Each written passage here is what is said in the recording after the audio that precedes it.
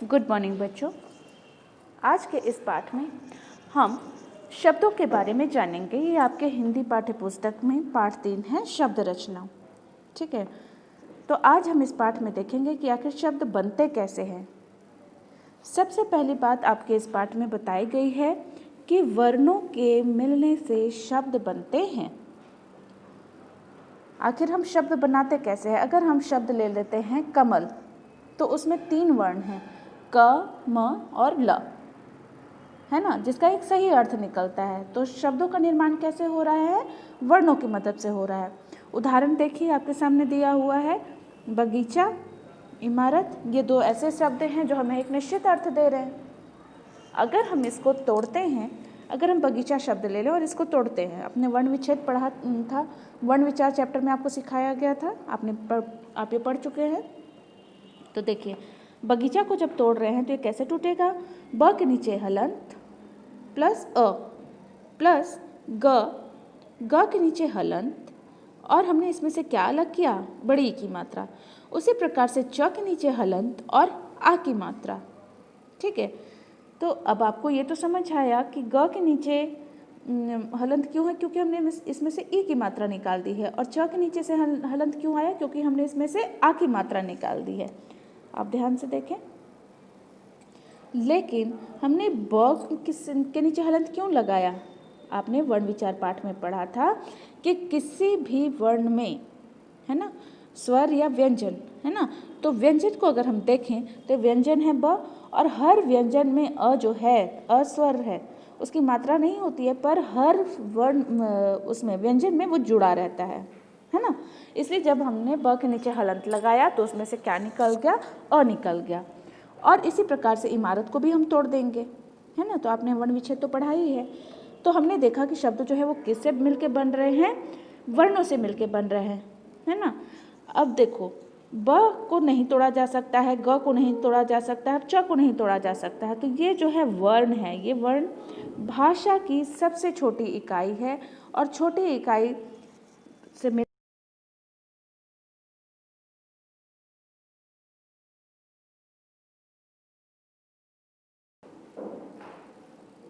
आइए आगे देख लेते हैं।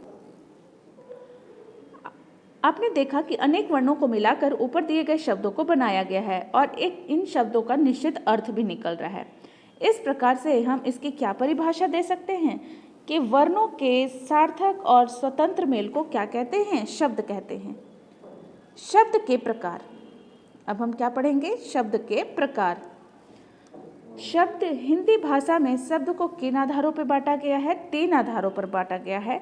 पहला है उत्पत्ति के आधार पर, दूसरा है प्रयोग के आधार पर, तीसरा है रचना या बनावट के आधार पर, है ना। तो आज हम इस वीडियो में उत्पत्ति के आधार पर इसका शब्द भेद समझ लेते हैं।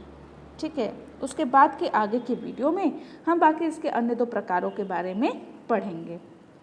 तो आइए हम सबसे पहले देख लेते हैं उत्पत्ति के आधार पर शब्द भेद। हाँ, तो अब हम पढ़ रहे हैं उत्पत्ति के आधार पर शब्द के कितने भेद हैं। सबसे पहले आपके पास दिया हुआ है, देखिए कि उत्पत्ति के आधार पर शब्द कितने प्रकार के होते हैं? 4 प्रकार के होते हैं। कौन कौन से? तत्सम शब्द, तद्भव शब्द, देशज शब्द और विदेशी शब्द। ये 4 प्रकार के शब्द हमारे पास होते हैं। ठीक है, आइए सबसे पहले हम किसको समझ लेते हैं? तत्सम शब्द को, कि तत्सम शब्द आखिर होता क्या है। संस्कृत के वे शब्द, यहाँ पे आप रीड करिए, यहाँ पे देखते हैं, संस्कृत के वे शब्द जो बिना किसी परिवर्तन के ज्यों के त्यों हिंदी में प्रयोग किए जाते हैं, वैसे शब्द जो है वो तत्सम शब्द कहलाते हैं। जैसे आपके सामने बहुत सारे उदाहरण दिए गए हैं, आप देख लीजिए। जैसे हस्त, सर्प, भ्राता, सत्य, दुग्ध, दधि, रात्रि, दिवस, ओष्ठ, अक्षी, घोटक आदि। ठीक है, अब देखिए, कहने का ये मतलब है, ये सारे जो शब्द हैं वो आए तो किससे हैं? संस्कृत भाषा से आए हैं, लेकिन उसमें थोड़ा भी परिवर्तन नहीं किया गया, और जैसा वो प्रयोग किया जाता था कौन सी भाषा में? संस्कृत भाषा में, ठीक उसी प्रकार से वो हिंदी भाषा में भी प्रयोग किया जा रहा है। तो ऐसे शब्द जो बिना परिवर्तन के, संस्कृत के ऐसे शब्द जो बिना परिवर्तन के हिंदी भाषा में आ गए हैं और जो के त्यों इस्तेमाल किए जा रहे हैं, उनमें कोई परिवर्तन नहीं हुआ है, ऐसे शब्दों को हम क्या बोलेंगे? तत्सम शब्द कहेंगे। ये आपका क्लियर हो गया। अब आगे हम चलते हैं, देखते हैं अब तद्भव शब्द किसे कहते हैं। तद्भव शब्द संस्कृत, अब देखो ये भी संस्कृत के ही शब्द हैं जो हिंदी भाषा में आए हैं, लेकिन उनमें थोड़ा ना थोड़ा परिवर्तन हो गया है, वो बदल गए हैं। कैसे? संस्कृत के वे शब्द जो कुछ परिवर्तन के साथ हिंदी में प्रयोग किए जाते हैं, वो कौन से शब्द कहलाते हैं? तद्भव शब्द कहलाते हैं। जैसे हाथ का हाथ हो गया, ये किसका रूप है? बदला हुआ, हस्त का।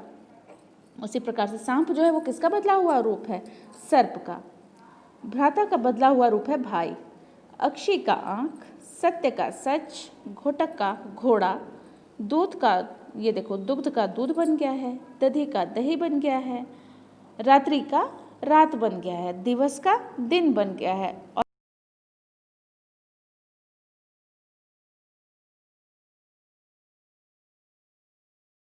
वहाँ से आए हुए हैं, संस्कृत भाषा से आए हुए हैं, लेकिन इनमें थोड़ा परिवर्तन हो गया है। तो ये कौन से शब्द कहला गए? तद्भव शब्द। तो ये दो चीज़ तो आपको याद करने लायक है कि तत्सम शब्द क्या है? संस्कृत का ही शब्द है, लेकिन उसमें कोई परिवर्तन नहीं हुआ है। तद्भव शब्द क्या है? संस्कृत का ही शब्द है, लेकिन उनमें परिवर्तन हो गया है हिंदी भाषा में आने पर, है ना। तो ये दो चीज़ आप बहुत आसानी से याद रख सकते हैं। अब आगे देख लेते हैं देशज शब्द किसे कहते हैं। देशज शब्द, देशज, है ना, इसको बेटा जोड़ के भी देखा जा सकता है आपको। हम अच्छा आप ऐसे करिए, इसको देश धन या मतलब देश जोड़ ज में आप तोड़ सकते हैं, है ना। तो देश का मतलब क्या होता है? देश का मतलब आप जान ही रहे हैं, और ज का मतलब होता है जन्म, है ना। तो हमारे देश में उत्पन्न या जन्मा हुआ शब्द कौन से शब्द कहलाएंगे? देशज शब्द कहलाएंगे। ये वे शब्द हैं जो देश में प्रचलित अन्य भाषाओं या आम बोलचाल से हिंदी में अपना लिए गए हैं, है ना। ये हमारे देश में प्रचलित हो गए, मतलब चलन में आ गए, सब उसको इस्तेमाल करने लग गए। और ये कहाँ से? या तो अन्य भाषा से या फिर हमारी साधारण बोलचाल की भाषा से हिंदी में आ गए हैं। जैसे थैला, पगड़ी, जूता, खिड़की, पैसा, धोती, ये सारे जो हैं वो कौन से शब्द हैं? देशज शब्द हैं। ये सब आपके उदाहरण हो गए देशज शब्द के। अब है विदेशी शब्द। विदेशी शब्द को देख लेते हैं अंतिम हम। वे शब्द जो विदेशी भाषाओं से हिंदी में लिए गए हैं, ये हमारे अपने देश के शब्द नहीं हैं, ये विदेशी भाषाओं से। अब ऐसा क्यों हुआ? आपको पता है हमारे भारत देश में बहुत से भाषाओं को बोलने वाले लोग आ जाके रह चुके हैं। अंग्रेज भी आए यहाँ पे, उन्होंने बहुत दिनों तक शासन किया। सब यहाँ आए, अरबी, पुर्तगाली, फ्रेंच, जर्मन, है ना। और ये सारी भाषाएं जो हैं वो हमारे हिंदी भाषा में सम्मिलित होती चली गई। कुछ उनके ऐसे प्रचलित शब्द जो हिंदी भाषा में प्रयोग किए जाने लगे, है ना। कभी हमने आसानी के लिए या हमने कभी ज़्यादा जुड़ाव से महसूस करते हुए उस शब्द को अपना लिया। तो ऐसे शब्द जो हैं जो हमारी भाषा के तो नहीं थे, वो अन्य देशों के भाषा थे, वहाँ के शब्द थे, लेकिन हमने उसे अपनी हिंदी भाषा में बोलचाल के रूप में अपना लिया। तो ऐसे शब्दों को हम क्या कहते हैं? विदेशी शब्द कहते हैं। अब देख लो, पुलिस है, स्टेशन है, रेल है, नमक है, आलू है, सब्जी है, बंदूक है, ये सारे जो हैं वो कौन से शब्द हैं? विदेशी शब्द हैं। तो आज के इस वीडियो में हमने क्या क्या पढ़ लिया है? आज के इस वीडियो में हमने पढ़ लिया कि शब्द किसे कहते हैं, शब्द आखिर होते कितने प्रकार के हैं, और उत्पत्ति के आधार पर शब्द के कितने भेद होते हैं, और उसकी परिभाषा। इससे संबंधित प्रश्न उत्तर आपको दे दिए जाएंगे। आप अपने उसे क्लास वर्क कॉपी में लिखेंगे। धन्यवाद।